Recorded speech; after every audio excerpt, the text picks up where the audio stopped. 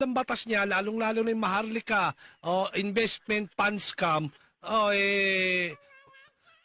naisakatuparan nila, naipasa nila, naku, yung investment fund scam na yan, putang na, grounds for impeachment mo yan, Bongbong Marcos, ha?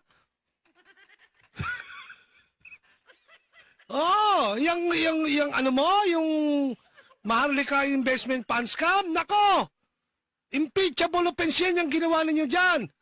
Ay nako, ay sos Mariosep. Eto, pakinggan ninyo mabuti ha. Ulit. Affected, right? So what he would need is a Senate that is for him. So is it time for him to intervene really between you and Senate President Chis Escudero? No, I don't think so. I don't think the president should intervene. The president should never intervene in the Senate leadership.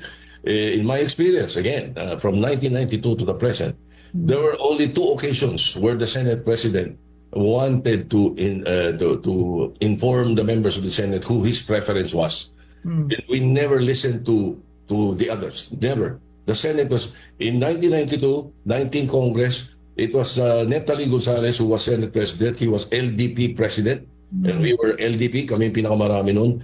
The President was Miguel Ramos from Lakas.